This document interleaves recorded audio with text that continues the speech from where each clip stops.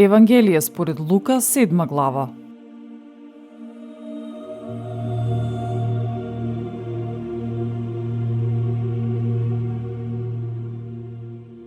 И кога ги заврши сите своји зборови, код народот што слушаше влезе во Капернаум. А слугата на еден стотник беше тешко болен, на умирање, кого многу го сакаше. Па штом слушна за Исус, ги прати кај него старешините јудејски, молејќи го да дојде и да го спаси слугата негов. А тие, кога дојдоа кај Исус, го молеа усрдно и велеа: достоен е да му го направиш тоа, зашто го сака нашиот народ и синагогата, тој ни ја направи. И тргна Исус со нив.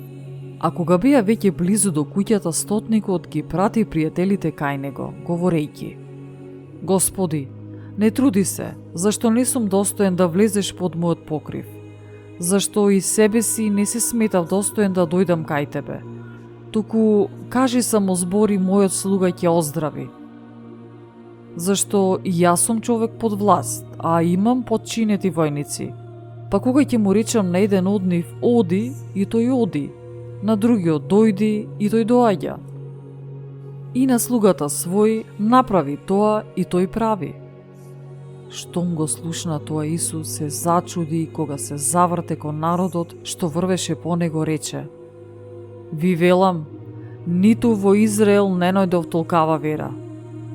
А кога испретените се вратија, го најдоа болниот слуга здрав. Потоа отиде во градот наречен Наин. И со него одеа неговите ученици и многу народ. А кога се приближи до градската порта, ете, изнесуваа мртовец, единствен син на мајка си, а таа беше вдовица. И многу народ од градот одеше со неа. Штом ја виде Господ, се сожали на неа, па и рече: Не плачи.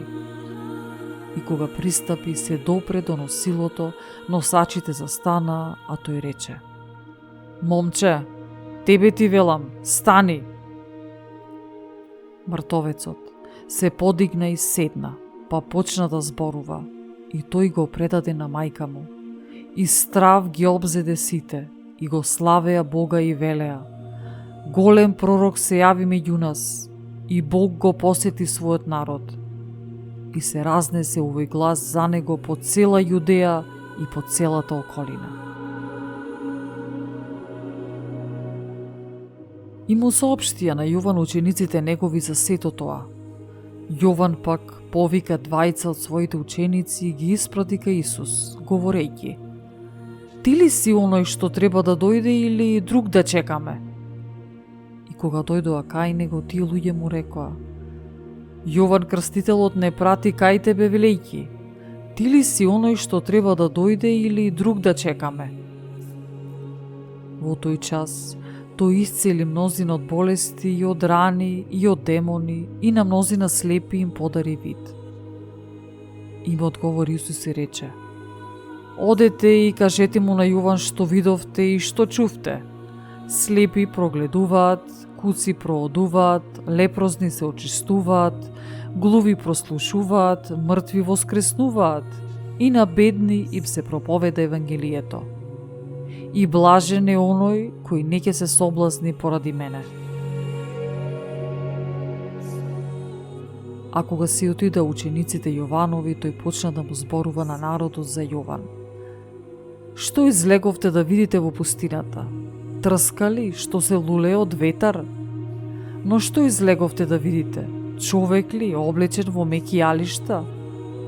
Ете, оние што се облекуваат прекрасно и живеат раскошно по царски палати се. Туку, што излеговте да видите? Пророк ли? Да, јас ви велам, и повеќе од пророк. Овој е за оној што е напишано: Ете, јас го испраќам пред лицето твое ангелот мој, што ќе го приготви патот твој пред тебе. Зашто ви велам? Меѓу родените од жена нема ниеден поголем пророк од Јован Крстител, но најмалиот во Царството Божие е поголем од него.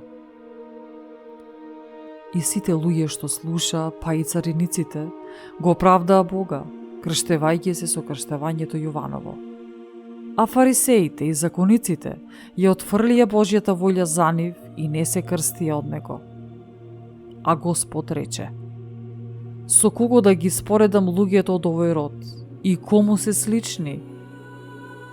Тие личат на деца што седат по пазариштата и довикуваат едно на друго велејки: ви свиревме, а вие сепак не игравте, ви пеевме жални песни и сепак не плачевте. Зашто дојде Јован Крстителот, кој ниту леп јаде, ниту вино пие, а вие велите: демонот е во него. Дојде Синот човечки, кој јаде и пие, а вие велите: еве човек јадач и винопиец, пријател на цариници и грешници. А мудроста беше оправдана од сите нејзини чеда. Еден од фарисеите го покани да јаде со него, и тој, кога влезе во куќата на фарисејот, седна на трапеза. И ете една жена од градот, која беше грешница, штом дозна дека тој седи на трпеза во куќата на фарисејот, донесе сад од алабастер со миро. Па откако застана одзади покрај неговите нозе, плачејки почна да му ги мие нозете негови со солзи и ги триеше со косата своја. И ги целиваше нозете негови и ги помазуваше со миро. А кога го виде тоа фарисејот, што го беше поканил, рече во себе велејки: кога овој би бил пророк, би знаел која и каква е ова жена што го допира, зашто таа е грешница. Му одговори Исус и рече: Симоне, имам нешто да ти кажам. А тој рече: кажи, учителе. Исус му рече: некој заемодавец имаше двајца должници. Едниот му должеше 500 денарии, а другиот 50. Но бидејќи нема да му вратат, тој им ги подари на обајцата.